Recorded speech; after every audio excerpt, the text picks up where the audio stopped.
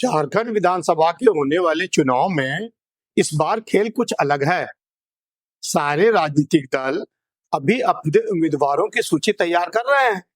जोड़ तोड़ चल रही है, लेकिन एक पार्टी ने सबको चौंका दिया। झारखंड लोकतांत्रिक क्रांतिकारी मोर्चा JLKM। हाँ, वही पार्टी जो कुछ महीने ही पहले बनी है। उसने बिना देर किए 20 उम्मीदवारों की घोषणा कर दी है।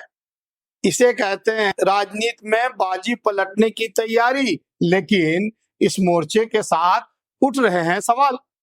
सवाल जातीय समीकरणों का, सवाल सत्ता के समीकरणों का।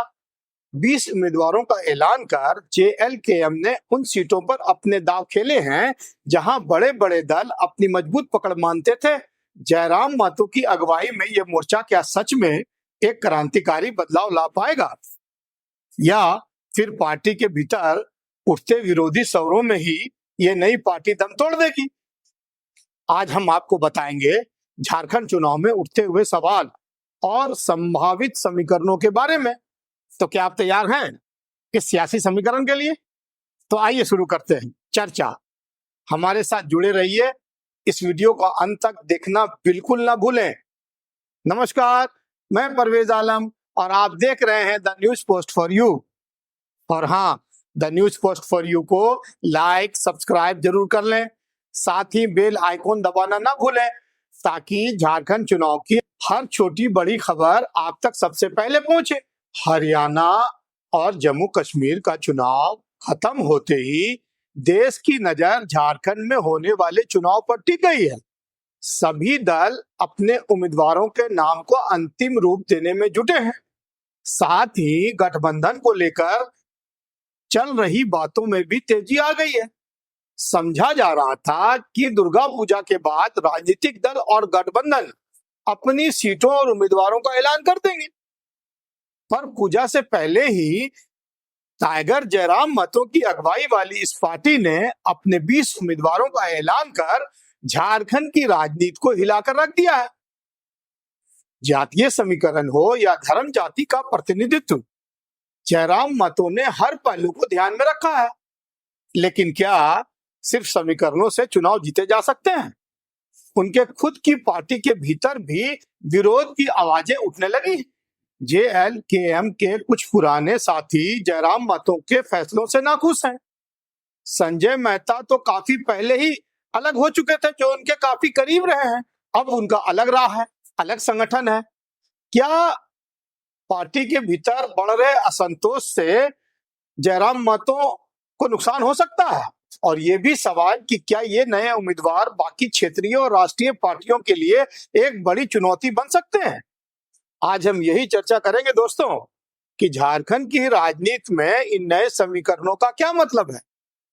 तो सबसे पहले चलिए आपको बता दें कि JLKM ने किन किन सीटों पर उम्मीदवारों का ऐलान किया है। फिर उन सीटों के समीकरणों को भी समझने की आपके साथ कोशिश करेंगे। गिरिडीह जिले के डुमरी विधानसभा से खुद पार्टी सुप्रीमो जयराम महतो उम्मीदवार होंगे, जबकि जमुआ सीट से रोहित कुमार दास, गांडे विधानसभा से अकील अख्तर उर्फ रिजवान क्रांतिकारी, धनबाद विधानसभा से राजदेश रतन उम्मीदवार होंगे। इस तरह धनबाद जिले के टुंडी विधानसभा से मोतीलाल महतो, धनबाद विधानसभा से सपन कुमार मोदक, सिंगरी विधानसभा से उषा देवी, जबकि कोडरमा विधानसभा से मनोज यादव, रांची जिले के सुरक्षित सीट मंदार विधानसभा सीट से गूरा भगत, तमाड़ सुरक्षित विधानसभा से दमयंती मुंडा, बोकारो विधानसभा से सरोज कुमारी, हजारीबाग विधानसभा से उदय मेहता, बरही विधानसभा से कृष्णा यादव, बरकट्टा विधानसभा से महेंद्र मंडल, पलामू जिले के डाल्टनगंज विधानसभा से अनिकेत मेहता, छतरपुर विधानसभा से पृथ्वीराज, संथाल पन्ना के राजमहल से मोतीलाल सरकार, गोड्डा विधानसभा से परिमल ठाकुर, कोल्हान के खरसावां सुरक्षित विधानसभा से पांडुराम हिब्रू और सरायकेला सुरक्षित विधानसभा से प्रेम मार्डी को उम्मीदवारी दी गई है। पर उम्मीदवारों के लिस्ट सार्वजनिक होते ही JLKM में विरोध के स्वर भी गूंजने लगे। गांडे, टुंडी, सिंदरी और बोकारो जैसी हॉट सीट पर जेएलकेएम के उम्मीदवार कौन है और वहां के राजनीतिक समीकरण कैसे बदलेंगे? क्या इस बार हेमंत सोरेन का जलवा कायम रहेगा या फिर जेएलकेएम जैसा नया खिलाड़ी सबकी नींदें उड़ा देगा? पहले बात करते हैं झारखंड की सबसे हॉट सीट गांडे की। गिरिडीह के गांडे विधानसभा की बात करें तो यहाँ राजेश यादव का टिकट कटकर अकील अख्तर उर्फ रिजवान क्रांतिकारी को मिला है। राजेश यादव खुलकर बगावत पर उतर आए हैं और कह रहे हैं कि वे निर्दलीय लड़ेंगे। आपको तो मालूम है कि गांडे क्यों हॉट सीट है, क्योंकि यहां से हाल ही में हुए उपचुनाव में हेमंत सोरेन की पत्नी कल्पना सोरेन चुनाव जीती थी।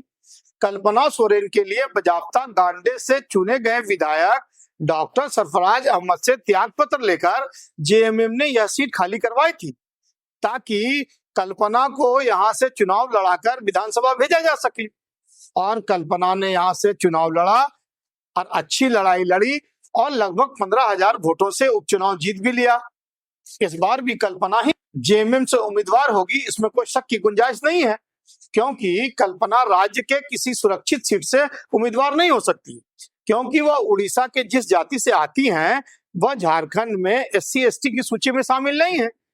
यह भी बता दें कि आज के दिन कल्पना पार्टी का मजबूत और लोकप्रिय चेहरा है। हेमंत सोरेन के बाद कल्पना पार्टी में दूसरे नंबर की नेता बन गई है। आज जेएमएम इसी दोनों नेता के भरोसे सत्ता में वापसी के सपने बुन रही है। इधर जेएलकेएम की उम्मीदवारों की लिस्ट के वजह से कई सीटों पर हंगामा बरपा है। सिंदरी से उषा देवी की उम्मीदवारी पर भी बवाल मचा है। उषा देवी के नाम पर पार्टी कार्यकर्ता खुलकर विरोध कर रहे हैं। पार्टी के केंद्रीय संगठन महासचिव शंकर महतो का कहना है कि हम लोगों ने पार्टी को सींचा है और लोकसभा चुनाव में पार्टी का भितरघात करने वाले आशीष महतो की पत्नी उषा देवी को टिकट दिया गया है। शंकर का कहना है कि उषा देवी के खिलाफ वे निर्दलीय चुनाव लड़ेंगे और जीत कर दिखाएंगे। वैसे लोगों को टिकट दिया जा रहा है और बाहरी लोगों को भी टिकट दिया जा रहा है। आप टुंडी से भी देखे होंगे कि मोतीलाल जी, जबकि वहाँ के टुंडी से हमारे साथी लोग बहुत आए हुए हैं, बहुत दावेदार लोग हैं, उनको डिनाई करके टुंडी से बाहरी रिश्वत दिया गया है। और सिंदरी से भी जो पार्टी विरोधी जिसको हमारे सुप्रीमो उसके वजह से हारा गया था, आज उसको टिकट दिया गया है। उषा महतो जी का नाम सुनने में आ रहा है, आशीष महतो का पत्नी है। हम लोग और भी दावेदार हैं, करने वाला किस वजह से टिकट दिया गया उषा महतो जी, तो जारी रहेगा, चुनाव लड़ना है। अब यही हाल टुंडी का है। टुंडी से मोतीलाल महतो को कैंडिडेट बनाया गया है, पर इनका भी यह कहकर विरोध हो रहा है कि यह बारी है। हालांकि मोतीलाल महतो खुद भी डुमरी विधानसभा से लड़ने को आतुर थे, पर पार्टी सुप्रीमो जयराम महतो के उम्मीदवार हो जाने से इनको टुंडी शिफ्ट किया गया, पर यहाँ इन्हें विरोध का सामना करना पड़ रहा। बोकारो विधानसभा से घोषित उम्मीदवार सरोज कुमारी पर भ्रष्टाचार के गंभीर आरोप पार्टी के लोग ही लगा रहे हैं और इनकी उम्मीदवारी का भी खुलकर विरोध हो रहा है। जयराम महतो को अपने पार्टी के बागी उम्मीदवारों के साथ साथ झारखंड की सत्ता पक्ष और विपक्ष से भी निपटना होगा। जयराम महतो इन विरोधों को कैसे संभालेंगे, यही देखना दिलचस्प होगा दोस्तों।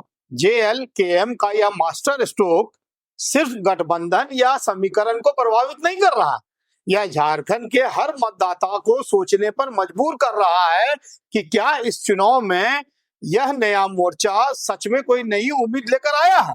आज के लिए इतना ही।